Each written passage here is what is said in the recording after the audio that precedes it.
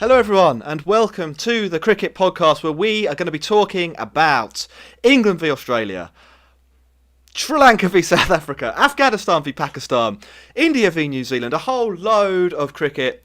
We'll be starting with England's absolute annihilation of the Australians. I feel so sorry for them. The Australians, and then we'll be progressing through the show with everything else I just talked about. The T20 World Cup has really got going, I think, in the last couple of days, so this should be a great show. I am Jack Hope. I'm joined by Roscoe Legg. How you doing, Roscoe? On cloud nine, mate. That was an absolute obliteration of the Australians, and it was nothing quite as sweet when you're an England fan. Yeah, it was. It was such a bad punishment, wasn't it? And Dan Weston. Dan, how you doing? Yeah, I'm awesome. I'm just delighted with this. Finally, the lack of intent from a team has been utterly punished, and I love to see it. It was. Punish is the way. Is the word. Punish is definitely the word. We will talk about that in detail in a few moments, Ross. Before we get to that, though, we have messages for our listeners, for our viewers, for our fans, for people who hate us and watch us for when we get predictions wrong.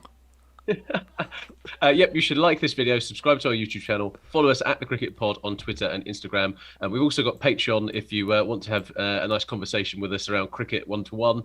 You can get a hat, you can do all kinds of different things. So sign up at Patreon/The Cricket Pod. And we are sponsored by Woodstock Cricket. Use code TCP25 for 25% off.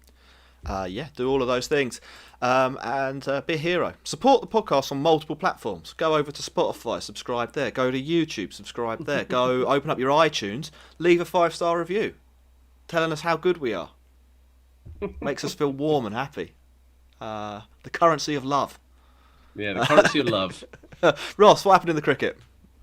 England turned up. We decided to win another toss, and then we decided to absolutely skittle them. Australia got pretty scared because they were 3 wickets down inside about 2 balls, and then it was pretty much over before it really started, really, wasn't it? If the game was just power play, if it was just power play cricket, Australia didn't even get out of the blocks.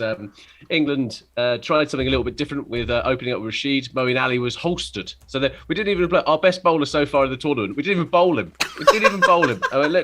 The Australians, we wiped the floor with them.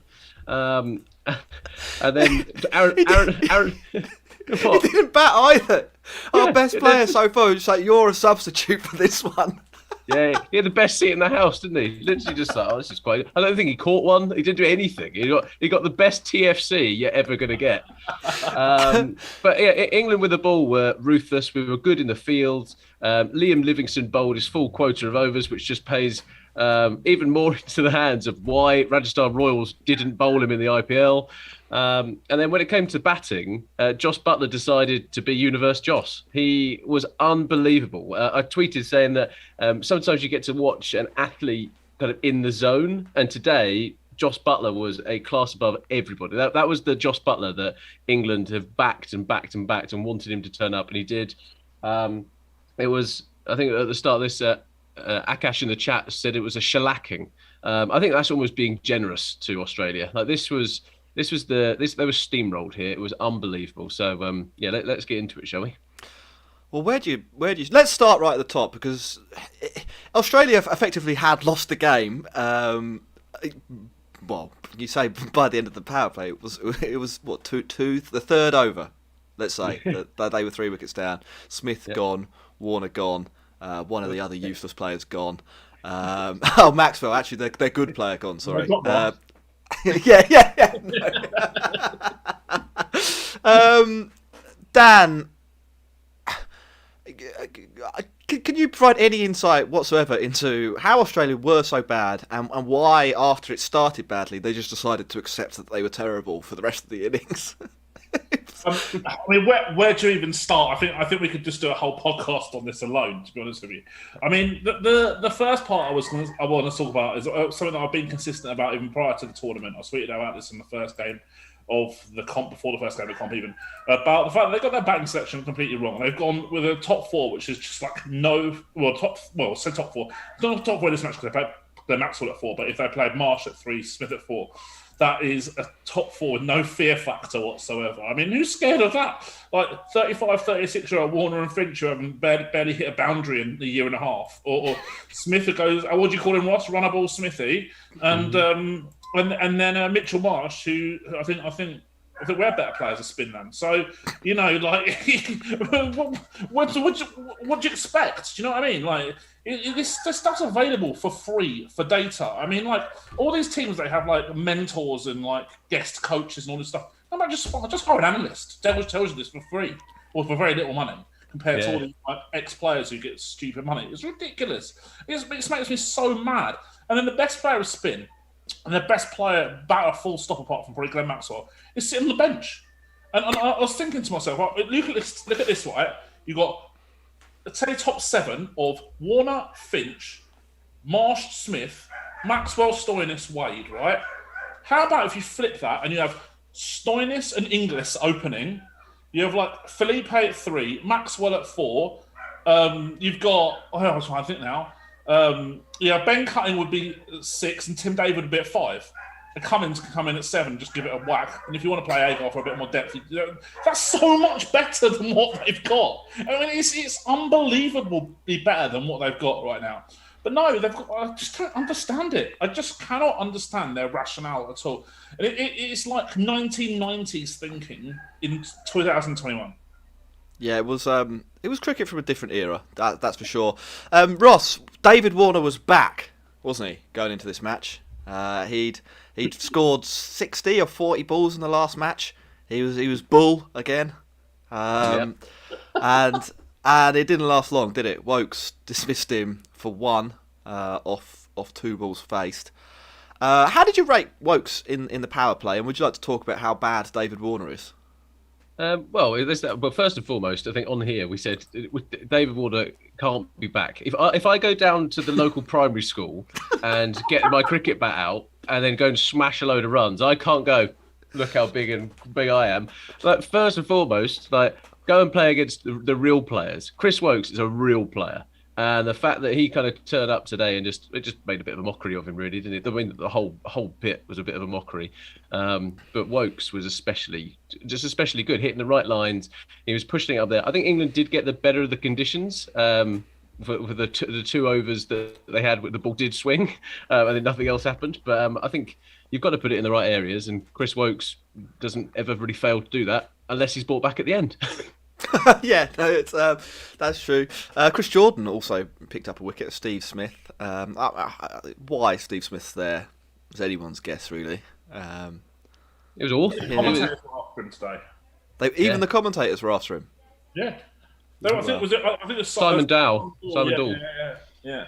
And I like Simon Dow because he's not scared. He's not scared to kind of say it how it is. And I also really like Shane Watson as well. I thought he was really good for that. And he was extremely critical of the Australian setup as well. And he's saying how he's been telling them for 12 years that all these players need to play more together, but they don't just get throw them all together before a big tournament. Oh, come on then, have a go. Yeah, and I think what I really like about Shane Watson actually in this is that you've got someone who was amazing at T20 cricket commentating on T20 cricket. Like the guy is a serial winner, right? He's won championship with CSK. Yep. And it's just that he was amazing in the Big Bash, and you have a player there who actually talks like he knows the game. It's not going back going, oh, Justin Langer was really good in the 90s. Let's make sure that he's going to pick up all this stuff. Like I liked the insight. Yeah, no, so good. Him and Dinesh Karthik are like my commentary heroes for the year so far. Okay, well that's high praise indeed.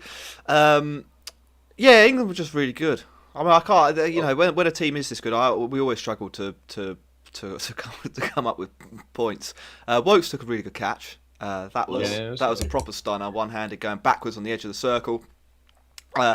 After the power play, this was a great moment. I thought after the power play, for first ball after the power play, Adil Rashid comes on.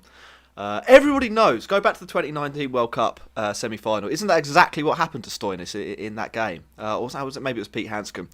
It was like just through the googly, and you could see it was coming. Stoinis was the only man in the stadium, the only man on earth who didn't clock that the googly was going to come first ball. He's pinned Completely pinned. And Australia, they're fucked at this point. They're completely fucked. He was so out that he didn't even bother reviewing it. He was just like, yep, that's it, I'm going. Then we had like this really weird period of the game where it was like Finch, who was batting, had basically just gave up. So I'll be here and I'll try and not be out, but I'm not going to try and score any runs. I'm just going to survive for 10 overs. He did, and then near the end they had a bit of a slash. Ashton Agar hit a couple of sixes. Come dog, 3 balls, 2 sixes out. That's how to play a T20 innings, isn't it?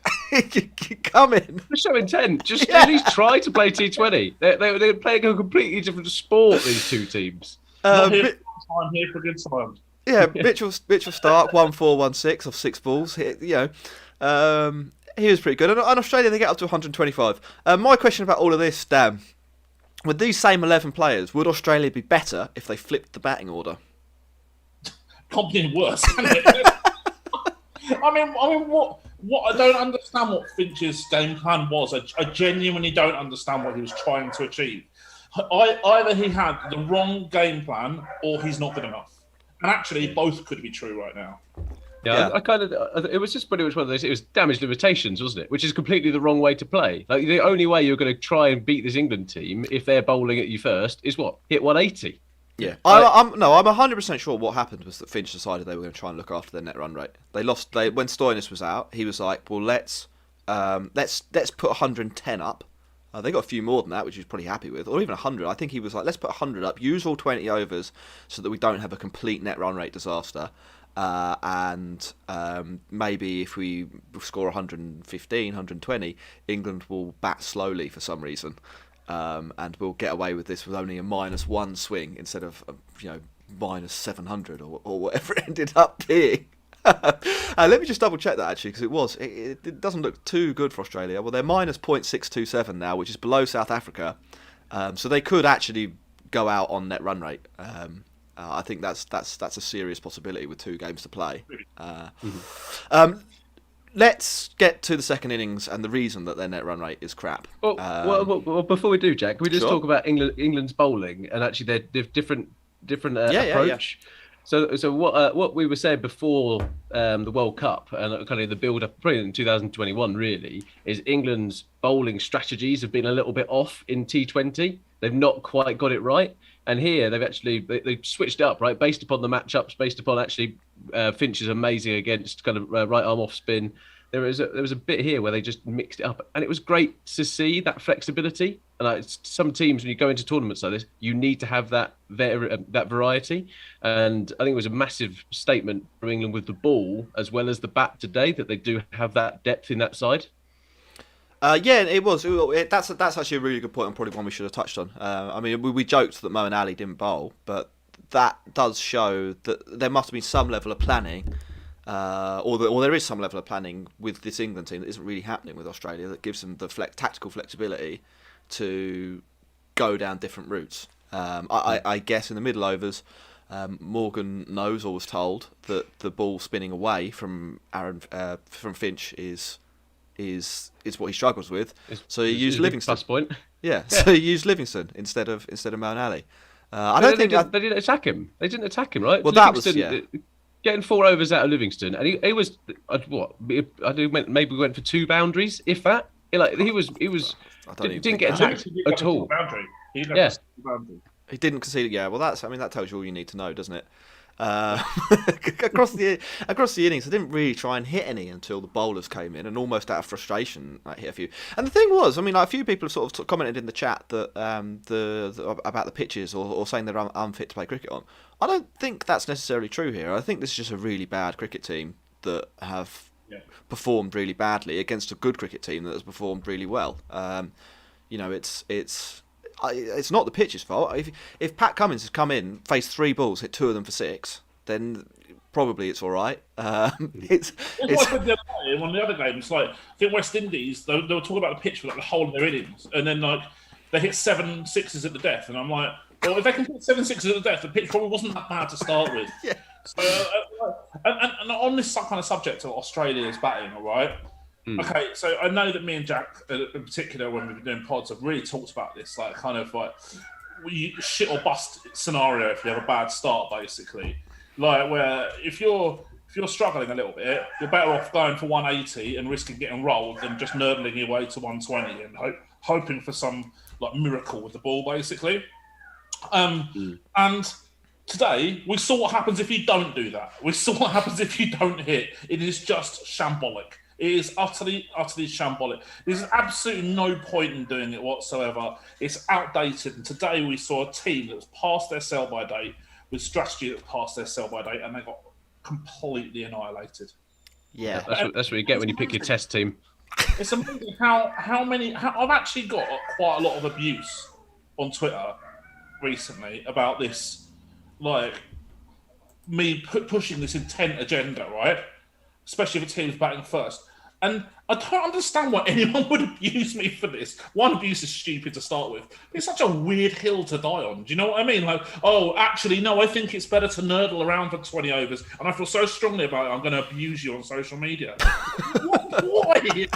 I don't get it. And I know me and Jack have spoken about this privately, and you've got a phrase for it, haven't you, that you think that, and some sort of explanation. Oh, Stockholm syndrome. Yeah, there's a lot of people who are so conditioned by watching their teams play like Australia tried to play today, or play like how India sometimes play, or play like some of the teams in the IPL, and that they don't, that they can't, you can't see the wood for the trees. They've started to just completely accept that must be the only and must be the right way to play, when it, evidently isn't. Because whenever a team plays differently to that and does play with intent, they win and they smash these teams, or they do over like any serious sample size.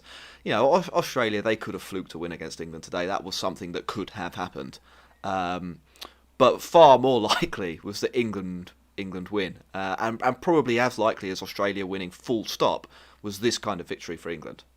England will beat bad cricket teams like Australia in this way a lot. They've beaten 3 of them in this tournament already.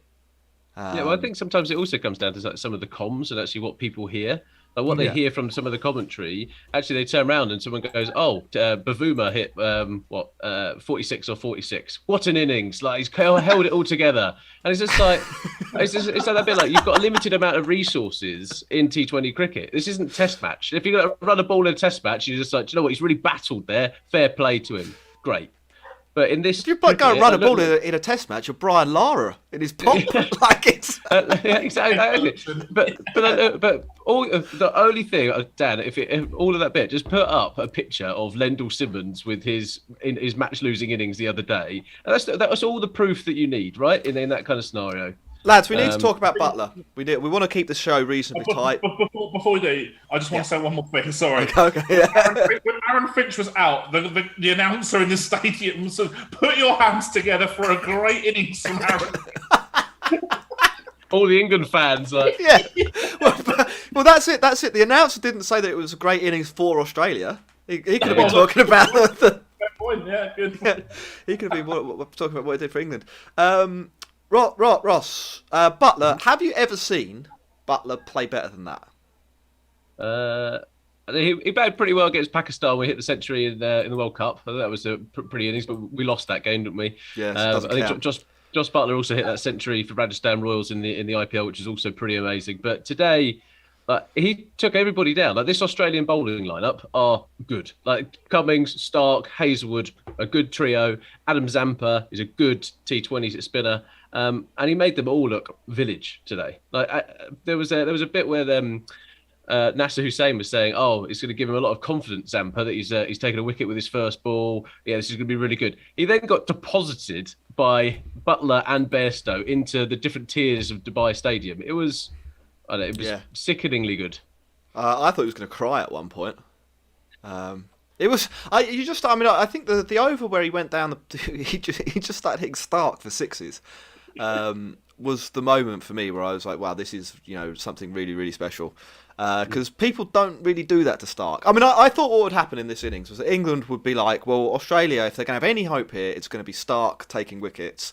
So let's not fuck around with Starc, and we'll take down Hazelwood, and we'll take down Cummins, and Ashton Agar's coming to the side. He's not really an elite spinner, so we'll take down them. We'll win this in 15 overs. But it didn't. They just went. We went for the top guy. After Starc's first over, they were like, right, you're the kingpin. Well, you're the Love king. it. No, I'm the new king in town. That's what was going on. It was like a real duel. And he came out so far on top. I know you just hit the ball so clean. I mean, you've seen Buttler play as well as that. But I don't think better. 71 from 32 balls. He didn't win man of the match though, did he? That went to Chris Jordan. Which It's kind of like they've gone right. Who's the most drunk bloke watching this in the comms box? And they're like, what do you reckon? Yeah, Chris Jordan did good because that's the only thing you can remember. Just watch what was happening in front of you. It was. I've got a question for you guys, right? Yeah. When would you think the last time was that Mitchell Starc played a domestic T20 match in any country? Oh, I think I looked this up recently. Was it 2019? He played one match in the Big Bash. No. No. Is it longer, earlier, or later? Mate, it was Chennai Super Kings versus Royal Challengers Bangalore on the 22nd of May, 2015. Really? 6 years ago? Yeah. More than 6 years ago? Yeah.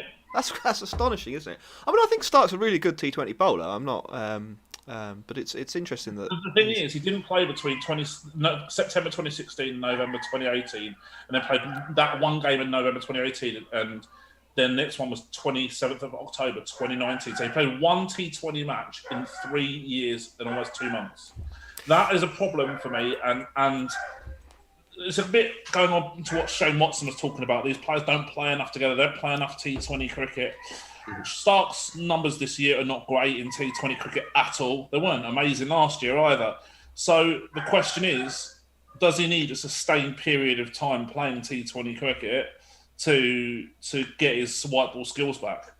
Well, if he didn't keep on bottling playing the IPL, then he'd be fine, wouldn't he? But yeah, I don't want to go over there. Oh, grow up, mate. Yeah, I don't know. I think Stark's got all the skills to be a good T20 bowler. I think he's probably not as dynamic in T20 cricket as he is in ODI cricket, for example. I don't think... I actually did look at his numbers in different phases and stuff like that the other night. He's not as good a death bowler as you'd think somebody with that Yorker would be, for example. But up front, he's pretty deadly. I mean, he's got a better strike rate than Bumrah, for example. So he's a pretty fierce... power play option at least, but today, I mean, like you came up against an unstoppable force. If you're Australia, if you're an Australian bowler, your batters have screwed you, haven't they? They've like go and defend that against England. If you're 51 for 5 after 70 balls, you can't blame your bowlers for too much. Well, I just like the fact that they were all out for 125, but yet they didn't show any intent at all. And I was just like, how have you managed to get all out and then be in that position? It just didn't really make any sense to me. Oh, right, yeah. There's that trade-off, isn't there, between hitting and stability? They had neither. Yeah, neither. England hit 8 sixes in total. Is there anything else from this innings that you want to talk about? Because, Buttler... Jason Roy's 6, good. Please. Just Jason Roy's golf club 6. And yeah, that was unbelievable. It was like it was like watching Tiger Woods in his pomp.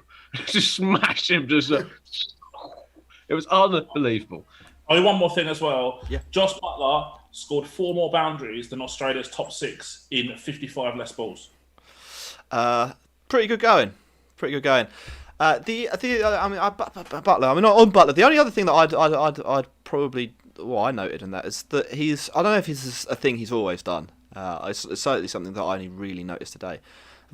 Have you seen how open his bat face is a lot of the time when he's lining up to play big shots, basically so he can get under the ball? It's just an interesting technique thing that he does that a lot of other players don't. I mean, obviously he's got insanely fast hands, which is how he generates the power that he does. But the fact is that before the ball is even bowled, he's setting up with a bat face in a position to hit the ball 95 metres into the top deck.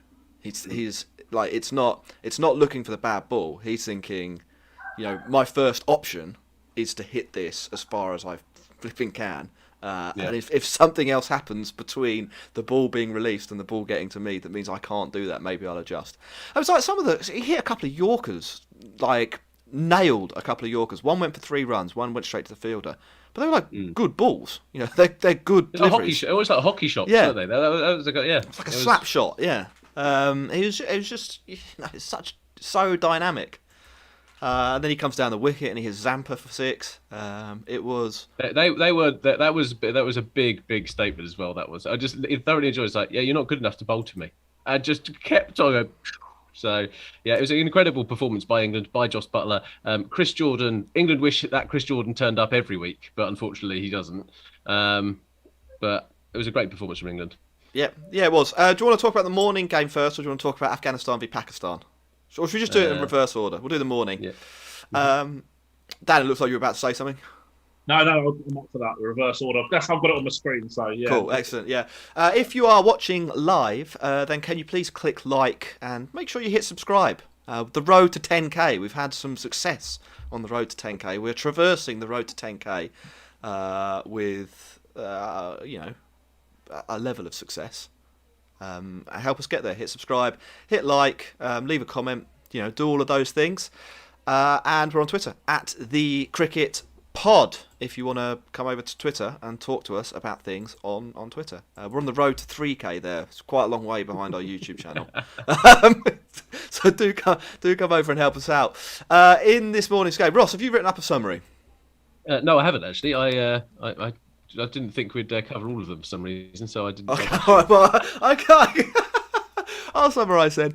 Sri Lanka, they were put into bat by South Africa, which is obviously what everyone's going to do in this tournament because it is an advantage. They didn't bat superbly well, I'd say, but they did eventually post a score of 142. Pathum Nissanka top scored 72 from 58 deliveries. It wasn't the flashiest innings you'll ever see. But I think Sri Lanka have potentially got a bit of a player there. I don't think he's the finished article yet, but he did some things that looked pretty good and did manage to eventually accelerate to put Sri Lanka in an okay-ish position. I mean, I think 150 at Sharjah is a pretty good score based on what we've seen at the IPL, based on what we've seen at the World Cup. I think 150 puts you well in the game. They got 142, so they had a chance. Bowling wise, for South Africa, it was all about the spinners really, or all about a spinner, Tabriz Shamsi, 4 overs 17, 4-3, 2 caught and bowled. He dropped one off his own bowling as well. It was the worst best spell I've ever seen. You know, there were half trackers, balls miles down the leg side. And you know, batters were like accidentally kicking them instead of letting them go for wide, or just hitting them for 6, or like hitting them for 4 or 6. So it was interesting, but it worked. I think that left arm leg spin, there's definitely something in there. South Africa in response, Quinton de Kock back in the side after the whole kneeling situation, didn't really do that much. Risa Hendricks, who did okay in de Kock's absence, was given the task of opening the batting with him. Also didn't trouble the scorers. Then we had a really engaging, probably the most fun passage of play I've seen at this World Cup in terms of just like ridiculousness. Van der Dussen and Temba Bavuma decided they were going to try and get the total by forcing the Sri Lanka batters to commit overthrows. It worked once. Van der Dussen picked up a 5. They picked up a 2 as well. But eventually, what was coming to them for quite a long time happened, and Van der Dussen was run out. Bavuma got 46 off 46. This was one of those innings I think the commentator said was really good, held things together. I think NASA said this. It wasn't a very good innings, I don't think. It nearly lost them the game. And going into the last couple of overs, they were out of it. Enter Kagiso Rabada and David Miller, who bailed South Africa out big time here. Miller in particular, 2 sixes in the last over after he hadn't really done that much. Saved their bacon. This was a real get out of jail job. Yeah, David Miller hasn't really done that much for about 5 years, so it was nice to see him do something. Dan, I'll come to you first. South Africa, just as a side, given the situation that they are in, do you think they've got a decent chance of qualification here? Only because everyone else is really bad apart from England. The group of death isn't quite that deadly, is it? No, No, I did. I think we called it the group of life, didn't we? Or was that group A? And it's it is the group of life as far as South Africa go. Sri Lanka are an odd side. They have like 4 pretty good pieces. They've got Hasaranga, obviously. I quite like Asalanka, and Rajapaksa's pretty decent. But then in amongst that, they've got players like Avishka Fernando, who's The played dream's still on, Jack. The dream is still He's on. actually not a bad player. He hasn't shown it at all in the World Cup, but I've seen him play pretty well quite a few times. Well, I don't think anyone's seen it for the international side. He's got a sub 100 strike rate in 27 matches. It's batting in the top 4. The one I don't get is Shanaka. He's He's the captain. I know, it's like a non-bowling number 7 who decides that he doesn't want to score any runs for the first 10 balls of his innings and then thinks I'll have a go now. Like, what? And he can hit. He's a capable hitter, but he's just like, nah, I think I'll go to 2 off 9 before I'll have a go at something. Every game, it seems like it's the same thing. Yeah, it was. It is odd. The team will be with Chisara Pereira ahead of him in his place, and just play Angelo Matthews. Hitting depth down the order as well. What's that? Just play Angelo Matthews. No. So there are some weird points in this match. I think we should talk about Tabraiz Shamsi and what he's doing, left arm, because he is now. I think he broke the record for most wickets in a calendar year in T20 internationals. But he doesn't necessarily look like a great bowler a lot of the time, does he, Ross? He does do some sort of weird stuff. How is it just the left arm leg spin thing that's helping him out here, or am I missing part of the Tabraiz Shamsi puzzle? I don't know. Do you remember when we play obviously amateur cricket, and sometimes it's actually quite difficult to play a bowler where you have no idea where the ball's going to go. Like first ball's wide, then there's a bouncer that goes through you. Then there's the mystery element to it isn't the fact that he's going to spin the ball; it's actually where it's going to go. And actually, I think that's actually quite useful in this kind of regard. And I think it makes it difficult for people, right? He asks the right questions. It's difficult to hit kind of wrist spin anyway. I did enjoy the fact on commentary the other day they were talking about how do we think that we're going to stop seeing wrist spinners in T20 cricket? It's like, no, we're going to see more wrist spinners hopefully in T20 cricket. They are such an effective resource to have in your side, and Shamsi being the left arm variety I think is a great asset to this South Africa side, and fair play that he's got as many wickets as he has this year. Yeah, Dan, what do you rate Shamsi? We talked about some spinners the other day in terms of there's a one is Rashid, 2 is Hasaranga, and then the sort of 3 to 10. There's not a lot between them all, and I think he's probably in that grouping. The thing is, only about 1% of balls bowled in T20 are by left arm wrist spin. So they've got that point of difference in that not that many batters are facing us. They've got kind of like their first scene. The first time facing them is they're not going to be able to pick them that easily. We've seen others, for example, Jake Lintott in the Blast has had a really good success rate as well over the last couple of years, and there's others as well. Even someone like Darcy Short bowled pretty well in the Blast when he bowled that as well. So then there's Zahir Khan for Afghanistan. There's I think Noor Ahmed as well. There's quite a few Salam Kale from Afghanistan. Quite a few Afghanistans who bowl it. So it's going to become a growth type of bowling, and I agree with Ross what he said. There's going to be more wrist spinners, and I think there's going to be more left arm wrist spinners coming through over the next 5 years. Yeah, I'm actually going to teach myself to be left-handed and actually start bowling left arm wrist spin just to see if I get myself a contract. I reckon you'd be pretty close.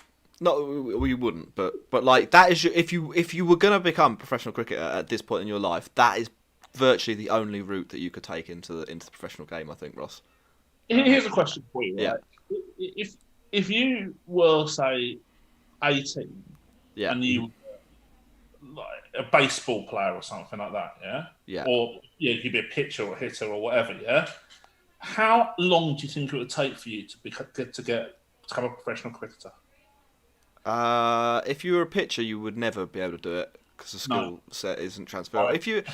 I think it's harder than you'd think because the reference points are all wrong.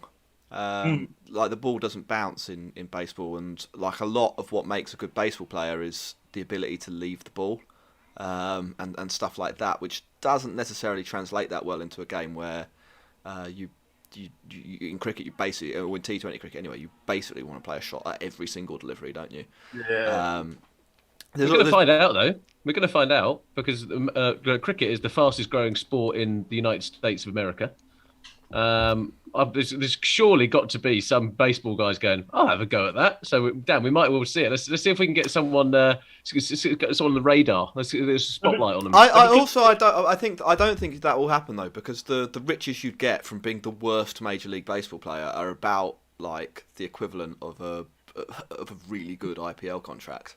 So it's like I think the league minimum salary in baseball is $600,000 a year. Yeah, but you play for too many games, mate. It's boring. Let's move away from anyway. Yeah, let's go to the second innings because this is where the action really happened. How did South Africa actually win this game? Because they played Sri Lanka.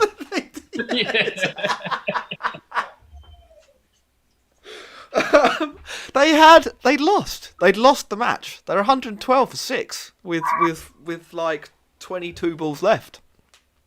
They're not. They shouldn't have won this match. In fact, less than 22 balls left. But they do, with 16 balls left. Ross, is David Miller back? We had Warner. Warner was back. Is David Miller back now? Is it Miller time? No, look, we need to stop putting these guys who hit runs against Sri Lanka back on this pedestal because they just don't deserve to get it. Like the fact that the IPL is going to have likely have 5 overseas players being able to be in your 11. I really hope David Miller doesn't get another contract in the IPL. I don't like seeing him from the Rajasthan Royals. If I'm perfectly honest, I wouldn't even sign for Leicester, like in a blast, like honestly. And honestly, the fact that these players get IPL contracts, they're not even good enough to play in the blast. In my opinion, is like it's unbelievable. Yeah, it's the legacy factor as we've talked about before. What I did like today was Laru Kamara. What I think you said it was like cricket's version of Gordon Ramsay. He is, yeah, he is, yeah. I thought he was going to blow a top. The guy's like.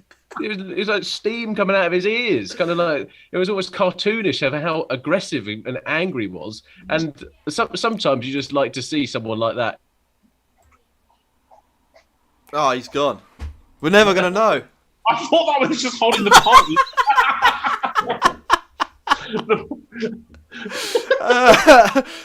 We lost you, Ross. Sometimes you want to see somebody like that do, and we didn't fight. We thought you were pausing for dramatic effect, but the pause went on for too long. Ross, you could have an alternative career as one of them men who like stands up and pretends to be a stone object. What did you think he was going to do? I know. Just sometimes you like to see someone who has clearly got one or two screws loose, going and just getting pumped in the last over. I just thought it was quite a nice, bit of karma. It was. I'll tell you what, that game for raw testosterone will be unmatched in this tournament. You had Kamara throwing the ball at Van der Dussen and then trying to get him out, objecting the field when he was just like standing miles inside his crease. Minding his own business, and then at the winning moment, Miller and Rabada. You could basically feel the testosterone coming through the screen. Yeah, Rabada is unbelievable. Like you could see everything, can't you? Yeah, you could visceral. Yeah, I quite like this South Africa side. I know you shouldn't because they do loads of stuff wrong. But they're kind of like weirdly interesting, if that makes sense. They've got Shamsi, the only left arm leg spinner in the tournament, I think, who bowls 4 overs in every match, and like batters who should be good don't necessarily really know what to do with it because they've never seen it before. You've got Rabada, and Rabada might not be the world's greatest T20 player, but he's incredibly compelling to watch, isn't he?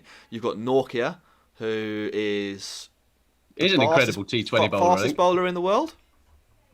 Mark Wood maybe is in the frame. But consistently, I think I've been actually really impressed with Nortje. Actually, his ability to adapt to kind of the UAE and actually just bowl really well. I think he did well in the IPL. I think he'll go for quite a bit of money the next time round in the auction if Delhi don't retain him. to retain him. Really. And then batting, they're weird as shit as well. They've got nobody can play spin. The whole team. They've managed to pick an entire 11 players who can't play spin for a tournament in the UAE. But they figured out a way. They figured out a way to win these two matches. I mean, Sri Lanka should have been a terrible matchup for them, especially at Sharjah. And they've come out by taking down the world's angriest man in the last over. Yeah, you got the cock. Who knows what's going on in his head? You got Bavuma now. Bavuma, he does he make it into any other team in this entire tournament? You know the way he's playing at the moment. I don't know if he does. But he is an intelligent, articulate person who's a good leader, and you want to hear from. So it's good. I think it's good that he's there. It's another engaging story. Markram is one of the most transformed players going around. He's five. Yeah. Sorry, Dan. It makes sense to bat him at number 5. No, it makes absolutely no sense to do that. Sense at all. Don't put your... Well, actually, when I say nobody can play spin, he actually can play spin. Don't put the only player in your team that's actually good at this format way down the order and let everyone else clog things up. Van der Dussen, really a good player to watch. Is he a good T20 player? I'm not 100% sure, but he's got a really good cover drive. Yeah, he does have a good cover drive. So, see, this is what I mean. They're a bunch of fun guys. I tell you what, Bry with the South African side, I reckon they'd have some good stories. You can hang out with them, but they drink a few beers as well. I reckon they're one of the last proper beer drinking teams in world cricket. Don't know that for sure. That's just occurred to me there. But that's what you want to happen. You want to go and have a beer with Aidan Markham. I'll have a full Bry. Norkia on the grill. I can imagine Norkia on the grill, can't you? He's got strong dad vibes, Norkia. Like he looks like he wears beige chinos an awful lot. Yeah. Yeah, I reckon he'd do a mean marinade. Anyway, we'll get away from that. South Africa, they have a chance. They have a chance. Yeah. They're still alive, and in a maybe this is their World Cup. A couple of shootout wins. You know why I really wish they beat Australia now, because that would. Me too. Yeah. Australia would have gone out today. But... Yeah, it's always like a race to the bottom. This group of who can actually perform the worst, and actually they've been able to stay. Like England are just like, are we going to actually get any kind of opposition? It's like a weird experiment, isn't it? It's like, what happens if we put 5 really useless, defenceless animals, little mice or something, in a room with a cat? Like, let's England, the fucking top of the food chain predator, and these other cat top of the food chain predator. Well, compared to a mouse, all right, a lion. You got a lion, an English lion in the room. Yeah. What other 5 animals can we put in here to make this a fair fight? Well, I know. Let's put a chihuahua in Australia, and no animals were harmed in the making of this podcast. Yeah. See what happens. Right. England are going to go Pakistan. through. Just a quick prediction for everyone. Who's going to go through second? So England are top. They've basically confirmed that. Who's going through second? Ross, you go first. I think Australia are going to go through. I'm going to go South Africa. I think West Indies are going to beat Australia. And I think England will lose on purpose to South Africa to let them through. No, obviously that won't happen. But Dan? Dan? I'm going to go with Australia because both teams have got to play Bangladesh and South Africa have got to play England and Australia have got to play West Indies. So Australia have got to play. I just can't see Australia winning 2 matches. They'll prove it somehow. Yeah. What I was going to say on this is how weird the schedule is for this World Cup. Yeah. The fact that New Zealand and India have only played 1 game and the other group we've had 3 games each. It's just a bit like, what's going on? Yeah, it is odd. Also, India play the last 2 matches in the competition. And also 3 of the last 5. Yeah, it just doesn't really make sense to me. I think that there are some Indian holidays that have just happened to overlap with when India have got scheduled matches. I think that's what's happened. Anyway, it's cricket, isn't it? BCCI, they control the world. They're like the Illuminati. Right, yesterday, Dan, this was probably the best game of cricket I've ever seen in my life. That was so good, wasn't it? So good. It was, and I mean this unironically, the best game of cricket I've seen since England were in India and those T20s. I think I thought it was fantastic. Afghanistan, they batted first, and at one point, I tweeted this. At one point, I thought they'd misread the instructions and they thought this was a T10. Like they were going ballistic. They're 7 for 1, 13 for 2, 33 for 3, 39 for 4. That's the towards the end of the power play. They just did not stop. They were like, we don't care how many wickets it takes. We're going to try and put a decent score up, and we're going to try and do it by hitting sixes. It got a little bit quieter in the middle overs as Najibullah and Nabi and Janat in different sort of phases of that period tried to get them above 100 because 39 for 4 was a bit precarious. And towards the end of the innings, after that quiet spell though, they teed off, and they teed off in fine style. Nabi, he went from a kind of average strike rate to finishing with 35 from 32, 5-4s.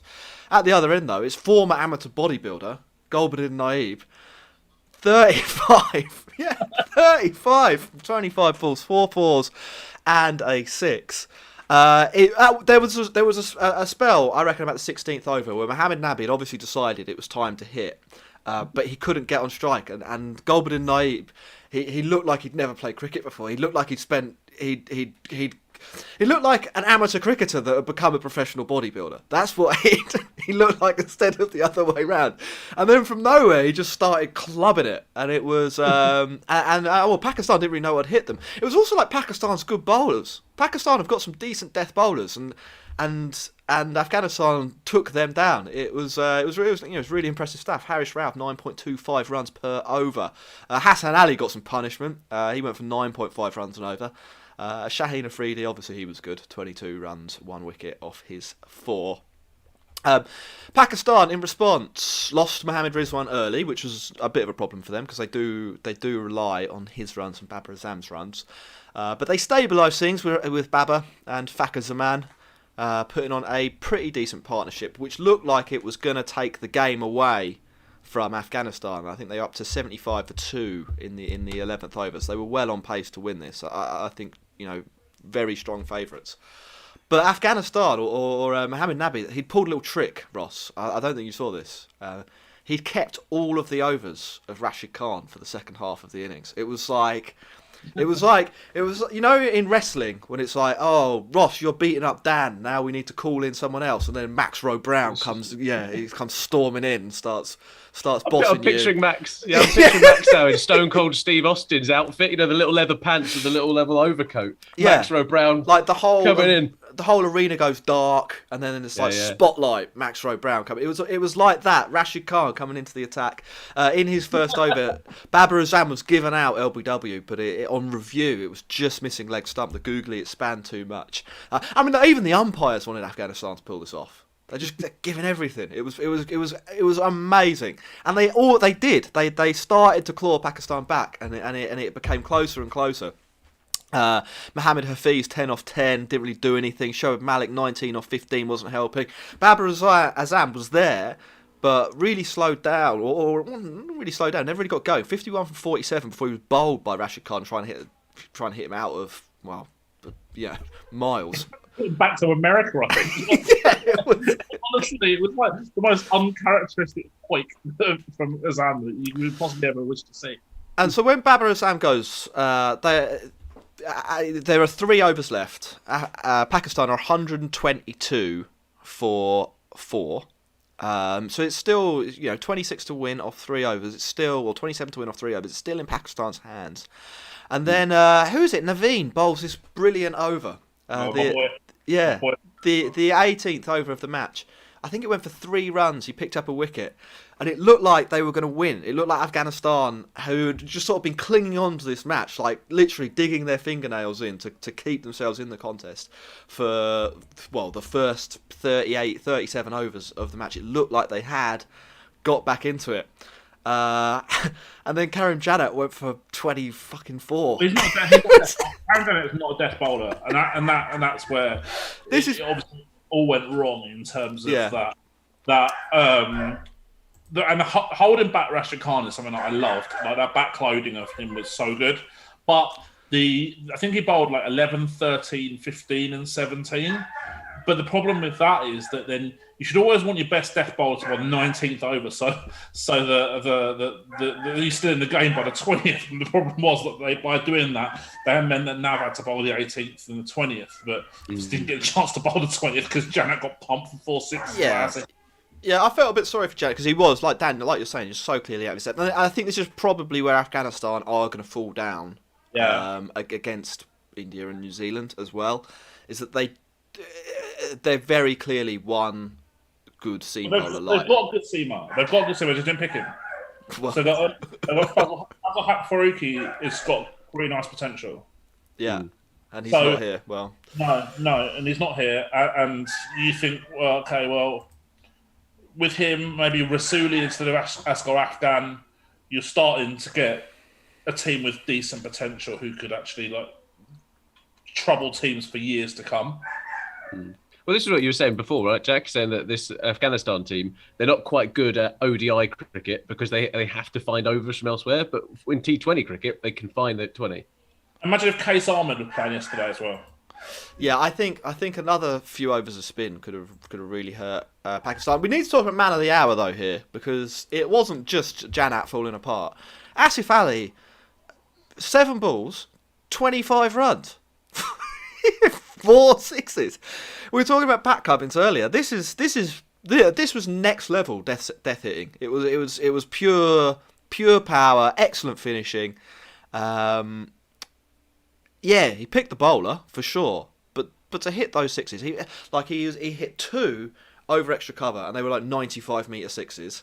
Hit 2 over mid wicket, also like big boy sixes. He wasn't messing about. Jada, I think he was trying to nail the wide Yorker, and he did. So the over went 6.6.66. I think I was actually messaging you what was happening in some of these overs. There was just some crazy fucking stuff going on. 6.6.66. He did nail the 2 Yorkers. They were the 2 dots. 3 other times he missed by about a foot, and Asif Ali hit him into orbit. And he tried 1 bouncer, and Asif Ali wasn't having any of that. That was one of the most dismissive sixes you'll see. I thought it was really. I thought it was amazing. And I wanted Afghanistan to win. I think Afghanistan is such a fun side, and I think they play cricket they play T20 cricket in a progressive way, like you're supposed to play it in a really effective way. And they're more than the sum of their parts because of how they do that. But if anyone was going to spoil the party, I think Asif Ali he's a good spoiler. It was a nice end. And Pakistan probably, going with 5 of 5, you'd think, with Namibia and Scotland coming up. Yeah. Anything else on this game that anyone wanted to say? Yeah, a couple of things. Asif Ali, again, like that. These innings are just like the cameos. They're so undervalued by 99% of people who watch T20 cricket. Like, a lot of people will think that Babar Azam, who played 51 of 47, played a better innings than Asif Ali. No, he absolutely did not. That innings for Asif Ali, if he doesn't play that innings, they don't win the game. No. They needed almost 2 a ball when Shoaib Malik was out. So that's beyond a lot of players. So you can't undervalue how good that hitting was from him. And I saw Ben Stokes tweeted and put "Remember the name Asif Ali," which I thought was pretty good tweet from Ben Stokes. The game. And the other thing, I mean, like you say, Jack, I love Afghanistan. The progressive way they play, they're not scared. They actually obliterated Pakistan on the boundary count in this match as well, which is very rare that happens. You lose when you win the boundary count by such a big distance. And I love the way they play. They're definitely my favourite team in this World Cup. I want the best for them. I want them to carry on progressing. And I think that the way they're playing, if they've got some smart selection strategies and they keep producing players like they're doing right now, I said earlier about the left-arm wrist spinners that they've got coming through as well. They've got Case that they didn't even pick for this tournament, as well as a wrist spinner. They've got so much talent coming through. And I actually genuinely wouldn't surprise me if they won a T20 World Cup within the next decade. Well, I generally think they're going to they'll beat one of the big boys. So New Zealand or India are going down. I fancy their chances against New Zealand. I wouldn't be surprised if they won this T20 World Cup. To be honest, I genuinely, I think they're probably a seam bowler light to do that, but they're not mugs. They on their day they'll beat everyone in this tournament. And that's what it takes, right? Yeah, they might not have their day as often as England has their day, but they will have their day. And that happens. But in T20 cricket, like the margins are so small, right? If you play it in this way, if you play the high risk, high reward strategy, then actually it could happen. If they get into the semi-finals because the rest of these teams like defecate themselves, then there's an opportunity for these guys to make it happen. So, viva la Afghanistan. What's this thing I saw you tweeting about the going for dinner at this restaurant as well? Oh yeah. If Afghanistan make it through to the next round of the tournament, I'm going to book Taste of Afghan, which is a restaurant on the road I live on, and we're going to have a party to celebrate the qualification. Monday the 8th of November.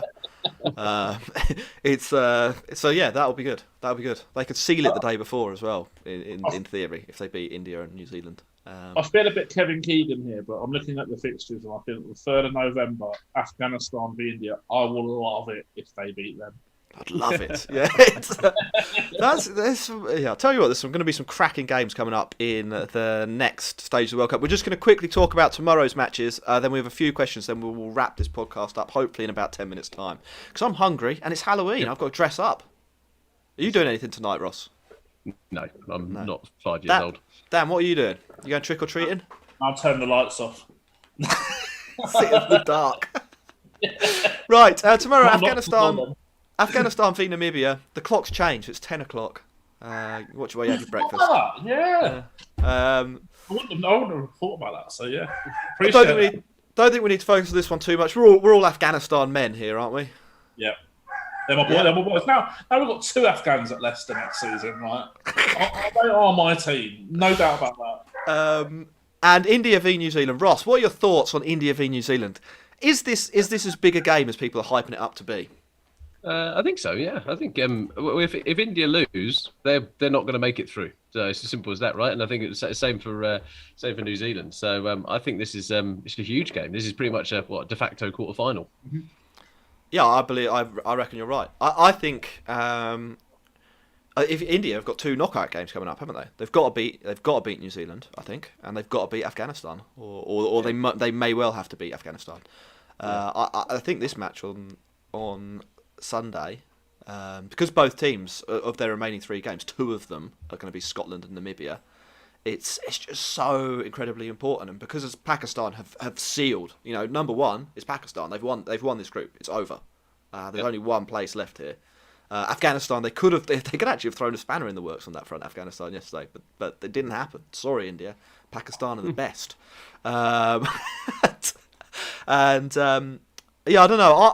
I think, my thoughts on this match, I think India are a much better T20 side than New Zealand. I think they've got better options.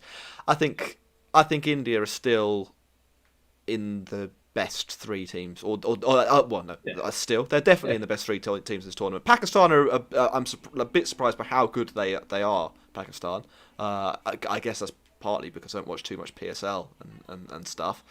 But I think. This India side will come out swinging. This is the bit where they are at their best, and Kohli almost builds this team around backs to the wall, kind of come out and let's really take this down, and uses that as motivation. Not saying that's the best way to be, but this is, as you say, every single game for them is pretty much a knockout game now. As well, if they end up with 3 wins, Afghanistan ended up with 3 wins. And Afghanistan have got like a 4 net run rate advantage over India right now. And cheers, Scotland. Yeah, you're not. I wouldn't back them to give a team an absolute hiding. Like someone tweeted me earlier and said that if England were India today, it would have been 50 or 44 from Rohit and Kohli each, and they would have done it in about 19th over. and actually, that's pretty true. That's pretty accurate. Yeah, I think you're right. Eventually they pick, right? I think they have the squad, they have the players to play exciting T20 cricket. It's just whether the management team in that dressing room is actually going to let them do it. Who will be first? Ishan Kishan for India or Josh Inglis for Australia? Inglis will be in the next Australia team, 100%. You reckon? Yeah, they'll do that. I'd like to see it, but I'm unconvinced. I think Australia on that front are much more reactive than India will be, and I think that there's less of a situation in Australia where I think they've got fewer absolutely massive names in that dressing room. Yeah, you can drop Matt Wade. Who gives a shit? Nobody cares. I don't get it. If you wanted to pick the best India side, there's a serious argument that Rohit Sharma isn't in it and Ishan Kishan is, or Kohli isn't in it and Ishan Kishan is. But you're not going to be able to drop them. Neither of those two can be out of the side. So the only way that Kishan can get in is for Surya Kumar Yadav, really, isn't it? And they're not going to drop him. No, and that doesn't help them. That doesn't help them. You know, if they drop Sky for Ishan Kishan, it's. That's the entire point. Is that if they drop him, it's for the person who's less established. It's the same with English. If Australia drop anyone, it'll be Matt Wade because he's like not part of the furniture. Whereas Smithy and Warner and Finch, like they shouldn't be undroppable. It seems like they are. Like honestly, like I reckon David Warner or Aaron Finch could get 5 golden ducks back to back and they'll still play. I think they could drop. I think Australia might drop Smith as well. I don't think he's that established in their T20 side. Ross, Human Being wants you to have the final word on this, and then we will answer some questions. Thank you very much. I don't know what really want to say. What do you want me to say, Human Being? That's what I want to know. You're the bloody podcaster. I know, but Leah also pointed out the fact that. If I'm aware that Jack and Max go out of their way on Gorilla Cricket to slag me off, and I'll just, but first and foremost, I've known these guys for far too long, and it'd be insulting if they didn't do that about me. So, I think when it comes to this India team, I think they've got a big question mark over Hardik Pandya. I don't think you can carry a person in a World Cup. Regardless of how good he may be at 100%, Hardik Pandya at 70% isn't getting in my team. They say he's going to bowl. Okay, fine. So if he's fit enough to bowl, then he gets in the team. But I think this lineup just there's just so much potential for this India side. They are massive favourites on paper because of how good their players are. It is just the tactics that they are employing at the moment in terms of selection and their approach, which are confused. They beat the England team in India playing a good brand of T20 cricket, and they have reverted back to playing ODI T20 cricket. It has only been one game. They do start slowly, and I would not write off India at this point. Cool. Right, let's do some questions. Vic, in the super chat. Vic, you're a legend for super chatting us. Langer's last rodeo when Australia get eliminated. No, I can answer that. No, it's the Ashes. That's Australia. Part of the reason I think they're so bad at T20 cricket is they don't really take it that seriously. They're one of the few nations that still think it's a complete joke. So they're just like. Pardon? You reckon they'd still wear fancy dress if they could? Yeah, they probably. The first ever match, they all dressed up in like fancy. Yeah. So it'll be the Ashes. His contract runs out after the Ashes. They'll beat England 5-0. They'll give him the send off. Everyone will forget that he's actually quite a poor cricket coach. He'll get a job in the Big Bash. Probably get a job in the IPL. A couple of gigs going there, and make a lot of money. That's what happens with these things. So he will still be here. Thank you for the super chat though, Vic. That's very very generous of you. Over on Patreon, and if you send us a question on Patreon, we always answer it on the show. So head over to Patreon, patreon.com/thecricketpod to get involved there. And we've got IPL data, every ball in the whole history of the IPL mapped for you. And one of our Patreons, hold on, I should get this right. James Delaney, he is going to add whether it was day, night, or day to that data as well for us with a script. Which is going to be exciting. Patreon.com/thecricketpod. Girish asks a question. How would you value Morgan's captaincy in terms of a net run rate value? Because he's definitely an astute captain and maximised the matchups and the right changes at the right time on the field. Ross, Morgan. We've talked about Morgan quite a lot on this podcast. I think his captaincy is getting better, or is better in the last year than I've seen it in the past. From an on-field tactical point of view, I think, and I've said this a few times, off the field, I think strategically he's the best captain England have had in white ball cricket by miles, because he understands how you're supposed to play the game and he can communicate that to players. And that's part of the reason England are so good. On the field, though, I think he does make mistakes in terms of who he bowls and when, and so on. What do you reckon?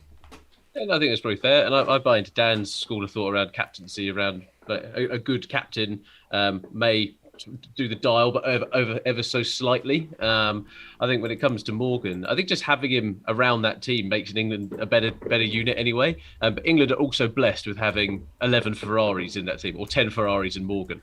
And it's that bit of like, if you're going to be able to guide those people, it's around making sure that they can perform in the best way, right? I think England could do much worse than to go, do you know what, Morgan? I think it's time for you to hang up your boots after this T20 World Cup. But you are now the T20 manager or coach of the side.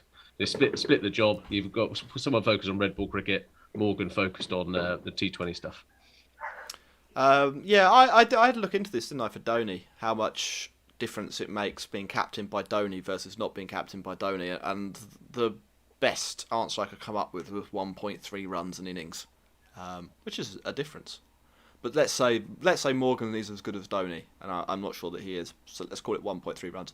I think where Morgan did make a difference in matches like today is that England didn't do what we were joking about a minute ago and win it in the 19th over with both opening batters getting 50 off 45 balls. They won it in 12 overs. Now a lot of teams wouldn't have done that, and part of the reason that England do that is. Yeah.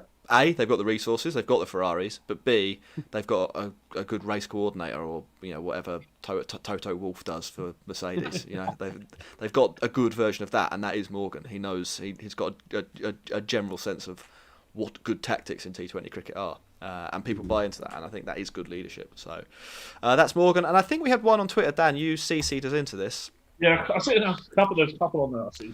All right, cool. I'm just scrolling through. Sorry, it takes a moment to get them up. The first question, and we will wrap up after this, is from VJ. Will England keep this squad together for the next 3 years until the T20 World Cup in 2024, or are there more younger, exciting players waiting for their chance? Archer, Stokes, Root, Curran, Wood, all on the sidelines. What do you reckon, Dan?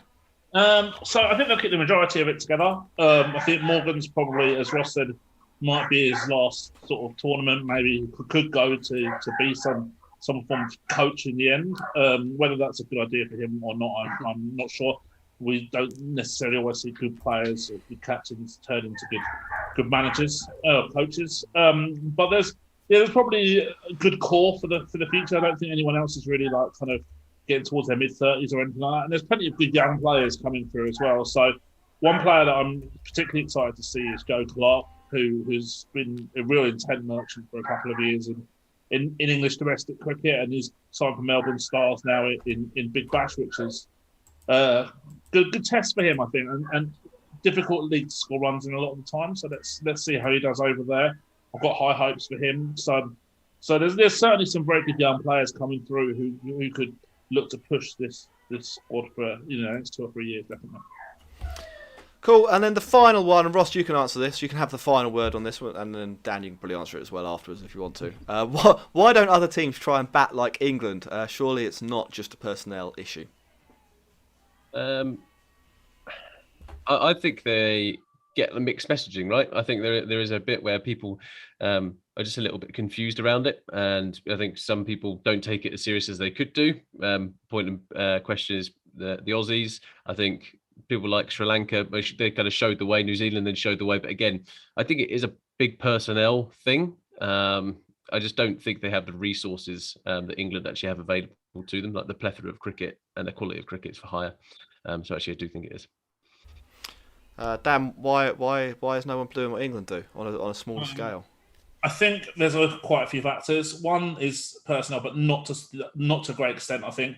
So we see with Afghanistan, for example, they don't have that many players who. Well, none of their batters got RPL contracts, for example. Yeah, they're quite happy to go down that same road as England. So I don't necessarily. I think some of it's personnel orientated, but some of it's not. But if you're Bangladesh, you can't bat like England, but because there's structural issues as to why they don't produce hitters. But for example, New Zealand have picked Daryl Mitchell ahead of Finn Allen. Yeah, they've also not picked Colin Munro. They've got guys like Mark Chapman in the squad ahead of these guys. That's a decision that they've voluntarily taken to not pick those hitters. Now, confused. Very, very much so. The same with Australia. The same with South Africa. The same with pretty much any team. They've made bad decisions to get to this juncture as from a selection basis, but also from a strategic basis. And you see it in commentary the whole time. This is why I'm so impressed with Shane Watson, because he's actually called it how it is on commentary. Because so many commentators are like, show intent. But then if you get out, they slaughter you. If you get caught on the boundary, take risks, but don't take risks. And this is why teams don't have a clue what they're doing when they're batting first. And yeah, we all agreed, I think, that the teams batting second have got a massive advantage in this tournament. Well, a decent advantage in this tournament, at least, particularly in the night games. But the teams who are batting first, they haven't even given themselves a chance. They haven't. They've had first use of a lot of the time on an all right pitch. They haven't given themselves a chance. Because and they know what a good score is, right? They know what a good score is.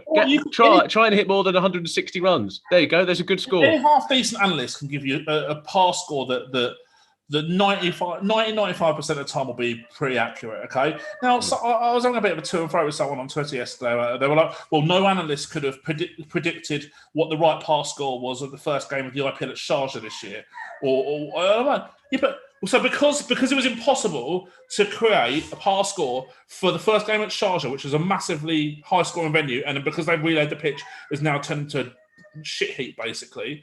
Because you can't do it for that instance, does that mean you have to bin everything else for every other pitch, where actually most of the time it's pretty accurate? No, you don't.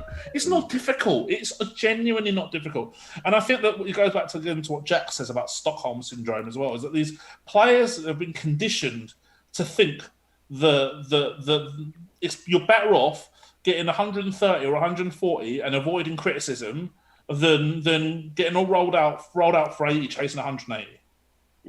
Yeah. Right, lads, we're going to pack up because it's an hour and 10 minutes long, and there actually won't be enough time between now and the game starting tomorrow morning for people to listen to it if we don't. So, especially the clock's going. Yeah, have a good one. Well played, England. Well played, South Africa. Well played, Afghanistan and Pakistan. And we will be back. Obviously, we'll be back tomorrow. It's India, isn't it? Yeah. The Indian cricket podcast. Yeah. Right. Great. Yeah. See you tomorrow.